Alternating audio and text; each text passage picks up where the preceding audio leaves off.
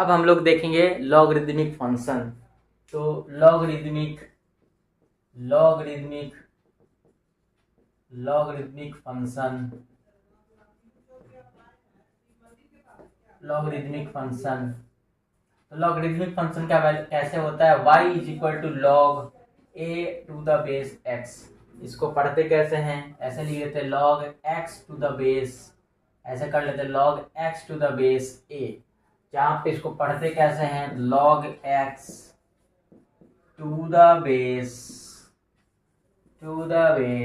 a। इसको हम पढ़ते हैं log x to the base a। अगर मेरे वीडियोस आपको पसंद आ रहे हैं तो वीडियोस को लाइक कीजिए, वीडियो में कमेंट कीजिए और हमारे चैनल को क्या कर लीजिए, सब्सक्राइब कर लीजिए।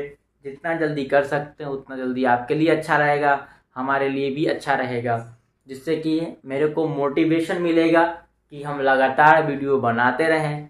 तो इसलिए वीडियोस को आप लाइक करिएगा, वीडियो को शेयर कीजिए और जितना शेयर कर सकते हैं उतना वीडियो को शेयर करना ही पड़ेगा। तो y is equal to log x to the base a। इसका ग्राफ कैसे बनता है, लेकिन उससे पहले एक चीज हमें देखना है कि ये कब डिफाइन होगा और कब डिफाइन नहीं होगा। याद रखिएगा कि log x to the base a, ये log x to the base a जो है ये डिफाइंड होगा, इज डिफाइंड कब होगा, अगर पहला नंबर कंडीशन जो आप बेस देख रहे हैं a, इस a का वैल्यू 0 से बड़ा होना चाहिए। log x to the base a defined तब होगा जब बेस का वैल्यू 0 से बड़ा होगा। दूसरा नंबर कंडीशन क्या होना चाहिए कि a का वैल्यू भाई 1 के बराबर नहीं होना चाहिए, a का वैल्यू 1 के बराबर नहीं होना चाहिए। और तीसरा नंबर कंडीशन है कि जो आप ये x देख रहे हैं ना, इस x का वैल्यू 0 से बड़ा होना चाहिए। अगर ये तीन बातें फुलफिल होते हैं तो हम कहेंगे कि log x to the base a क्या है, डिफाइंड है। अगर तीनों में से एक भी कंडीशन फेल हो जाता है तो हम कहेंगे कि log x to the base a defined नहीं है। तो कुछ एग्जाम्पल्स लिखते हैं और आपको बताना है कि क्या ये डिफाइंड है या फिर नहीं है। जैसे हमने लिखा log 2 टू द बेस -3, क्या ये डिफाइंड है, तो बिल्कुल ये डिफाइंड नहीं है। क्यों नहीं है, क्योंकि यहाँ पे जो बेस है ये बेस -3, इन्होंने कहा था भाई जो बेस है वो 0 से बड़ा होना चाहिए। इस बेस का वैल्यू -3 है जो 0 से बड़ा नहीं है, बिल्कुल 0 से छोटा है, इसलिए log 2 टू द बेस -3 क्या है, अनडिफाइंड है। आपसे पूछा जाए कि log -5 टू द बेस 4 क्या ये डिफाइंड है कि नहीं है, तो आप कहेंगे कि ये बिल्कुल डिफाइंड नहीं है। क्यों नहीं है, क्योंकि यहाँ जो आर्ग्यूमेंट है जो -5 है, जो x है, ये x कहा गया था 0 से बड़ा होना चाहिए, यहाँ -5 जो कि 0 से छोटा है, तो ये भी डिफाइंड नहीं है। आपका काम है बताना है कि log 5 टू द बेस 1 ये डिफाइंड है कि नहीं है। इसका आंसर यस और नो में आपको बताना है क्या ये डिफाइंड है कि नहीं है। log 5 to the base 1 defined है कि नहीं है, यस और नो में इसका आंसर आप बताइए, कमेंट बॉक्स में कमेंट कीजिए। अब हम लोग इसका ग्राफ बनाएंगे।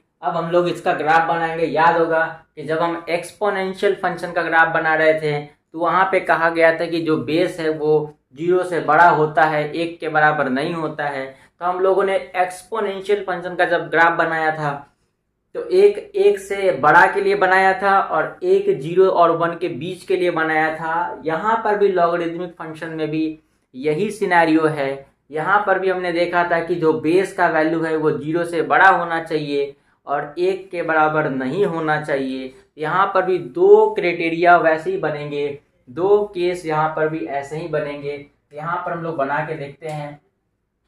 अभी हम बात कर रहे हैं y is equal to log 8x to the base a के लिए, और अभी हम जो ग्राफ बना रहे हैं वो किसके लिए बना रहे हैं कि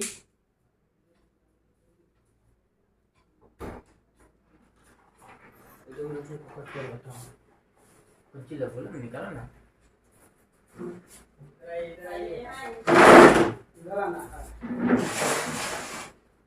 बोले तो निकाल करते नहीं निकाला।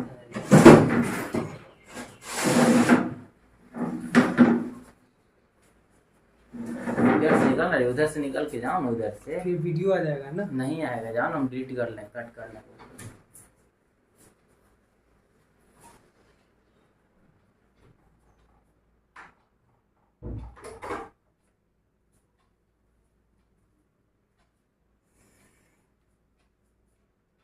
तो अब हम लोग ग्राफ देखने वाले थे, इसका ग्राफ कैसे बनेगा। ये हमारे पास एक्स एक्सिस है, ये हमारे पास एक्स एक्सिस है, ये हमारे पास वाई एक्सिस है, ये हमारे पास वाई एक्सिस है। तो अभी जो हम केस बात कर रहे थे वो ए का वैल्यू 1 से बड़ा रहेगा, इस ए का वैल्यू 1 से बड़ा रहेगा। उस पॉइंट ऑफ व्यू के टाइम पे या उस पॉइंट ऑफ टाइम पे हम बात कर रहे हैं कि whenever a is greater than 1 then graph will be like this, then graph will be like this, graph will be like this, and ये जो ग्राफ होगा ये इस पॉइंट से पास करेगा, 1,0 से पास करेगा, ये ग्राफ 1,0 से पास करेगा। तो ये जो ग्राफ है y equal to log x to the base a के लिए ग्राफ है, y is equal to log x to the base a के लिए ग्राफ है। यहाँ पे ये ग्राफ तभी बनेगा जब a का वैल्यू 1 से बड़ा होगा, तब जब इस a का वैल्यू 1 से बड़ा होगा तब जाकर के इस तरीके का ग्राफ बन जाएगा। बात आता है कि इसका ग्राफ ऐसे ही क्यों बनेगा, क्योंकि यहाँ पे अगर देखा जाए कि ये जो लॉगरिदमिक फंक्शन होता है वो इनवर्स होता है एक्सपोनेंशियल फंक्शन का, है ना। जो लॉगरिदमिक फंक्शन होता है वो इनवर्स फंक्शन होता है एक्सपोनेंशियल फंक्शन का, इसलिए ऐसा ग्राफ बन जाता है। जो कि इनवर्स फंक्शन हम लोग आगे चल करके पढ़ेंगे भी कि इनवर्स फंक्शन का ग्राफ कैसे बनता है या इनवर्स फंक्शन किसे कहते हैं, और अगर इनवर्स फंक्शन होता है उसके पास क्या क्या प्रॉपर्टीज होते हैं, वो चीज़ भी हम लोग थोड़ा सा देखेंगे। तो पहला चीज़ है यहाँ पे कि इसका ग्राफ कुछ ऐसे बनता है।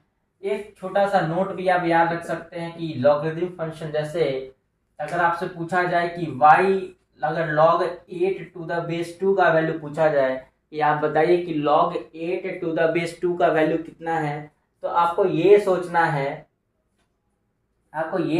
है कि 2 पे कितना पावर लिया जाए कि 8 आ जाए। अगर आपसे पूछा जाए कि log 8 टू द बेस 2 का वैल्यू कितना होगा, तो आपको ये सोचना है कि 2 मतलब जो बेस पे कितना पावर लिया जाए कि वैल्यू 8 आ जाए। तो बिल्कुल आप सोच पा रहे हो कि यहाँ पे कितना लेना पड़ेगा, 3 लेना पड़ेगा, कि तभी 2 का पावर 3 कितना मिलेगा, 8 मिलेगा।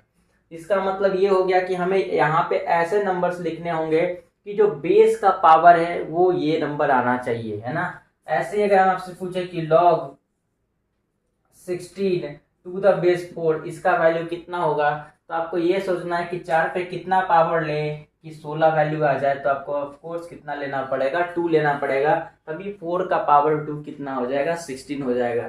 तो एक कमेंट पे फिर आप बताना है आपको कि log 100 टू द बेस 10 का वैल्यू कितना लेना होगा।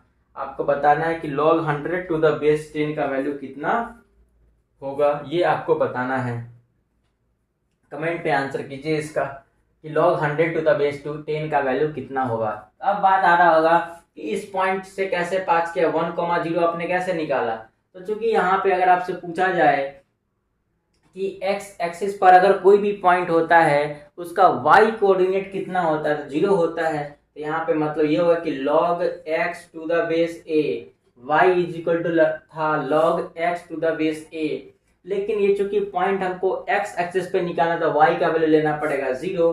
तो आपको ये सोचना है यहाँ पे कि log x to the base a का वैल्यू 0 है, तो इसका मतलब कि बेस का पावर 0 ये x मिलता है। जैसे यहाँ पे 2 का पावर 3 8 मिलता था, ऐसे ही a का पावर 0 क्या मिलेगा, x मिलेगा। तो यहाँ से कैलकुलेट करें तो x का वैल्यू कितना मिलेगा, 1, क्योंकि किसी भी नंबर पे पावर 0 कितना होता है, 1 होता है। इसलिए हम कह सकते हैं कि वो 1,0 से पास कर रहा होगा। अब हमें ग्राफ बनाना है कि जब a का वैल्यू 0 और 1 के बीच में है तो कितना होगा। तो उसके लिए ग्राफ अभी हम लोग देखेंगे, जल्दी से इसको आप कंप्लीट करिए। अब हम लोग को देखना है कि जब a का वैल्यू 0 और 1 के बीच में होगा तो क्या होगा। तो ये हमारे पास हो गया y एक्सिस, ये हमारे पास हो गया x एक्सिस, ये हमारे पास हो गया y एक्सिस। तो उस केस में जो ग्राफ बनता है वो कुछ ऐसा ग्राफ बन जाएगा। उस केस में कुछ ऐसा ग्राफ बनेगा, ये पॉइंट होगा अभी भी 1,0, ये जो ग्राफ तब बनेगा जब ए का वैल्यू 0 और 1 के बीच में होगा। तो ये ग्राफ उस टाइम पीरियड के लिए है। बात आता है कि और जब ए का वैल्यू 1 से बड़ा था तो क्या बन रहा था, उस केस में ये हमारे पास वाई एक्सिस है, ये हमारे पास वाई एक्सिस था, ये हमारे पास वाई एक्सिस था, ये हमारे पास एक्स एक्सिस था। उस केस में जो ग्राफ बनेगा, उस केस में कुछ ग्राफ ऐसा बन रहा था, उस केस में कुछ ग्राफ ऐसा बन रहा था। ये हमारे पास था, ये हमारे पास था किस चीज के लिए, ये चीज था हमारे लिए y equal to log x to the base a। और यहाँ पर भी जो ग्राफ ने हम लोगों ने बनाया है, ये भी y is equal to log x to the base a के लिए ग्राफ बना। लेकिन इस केस में a 0 और 1 के बीच में था, इस केस में a 1 से बड़ा था। दोनों में से कहीं भी देख लें, डोमेन कितना रहेगा, डोमेन हमेशा 0 से बड़ा रहेगा, क्योंकि 0 से बड़ा के लिए ग्राफ बन रहा है, कि 0 से बड़ा के लिए ग्राफ बन रहा है। इसलिए इस केस में डोमेन होगा 0 से लेकर के इन्फिनिटी तक। इफ इसको ऐसे भी लिख सकते हैं r प्लस, क्योंकि पॉजिटिव रियल नंबर्स लेने हैं। रेंज की बात अगर हम करें तो रेंज कितना होगा, तो रेंज हो जाएगा हमारा पूरा का पूरा रियल नंबर, क्योंकि माइनस इन्फिनिटी से लेकर के प्लस इन्फिनिटी ये पूरा कवर कर रहा है, माइनस इन्फिनिटी से प्लस इन्फिनिटी। तो एक्चुअली ये हो गया हमारे पास लॉगरिथमिक फंक्शन का। तो लॉगरिथमिक फंक्शन का डोमेन आपको याद रखना है, लॉगरिथमिक फंक्शन का रेंज याद रखना है, और नेक्स्ट थिंग कि लॉग कैसे निकलता है, जो बेसिक अंडरस्टैंडिंग था वो आपको याद रखना है।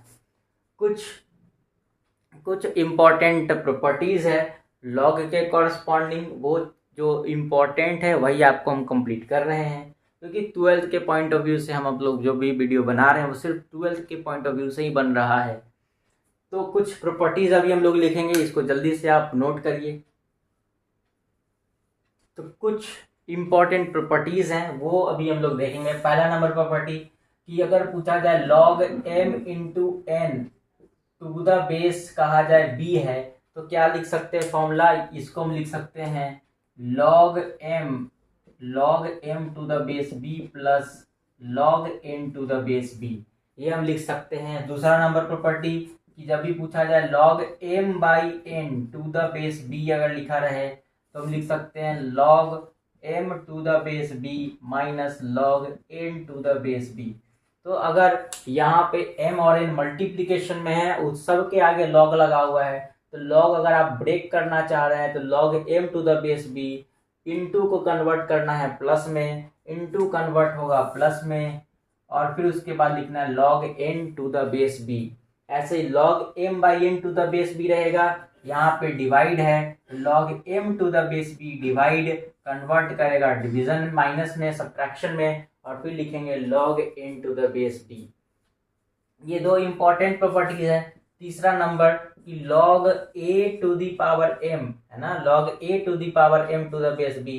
तो जो भी पावर होगा आर्गुमेंट का, जो भी पावर है वो पावर आगे आ जाएगा, उसको हम लिख सकते हैं m log a to the base b। तो जो पावर होगा वो क्या हो जाएगा, आगे आ जाएगा। ये आपको याद रखना है, log m into n to the base b, log m to the base b plus log n to the base b, log m by n to the base b, log m to the base b minus log n to the base b, log a का power n to the base b, तो m log a to the base b। तो ये important properties है जो कि आपको लिख लेना है, जल्दी से इसको आप लिख लीजिए।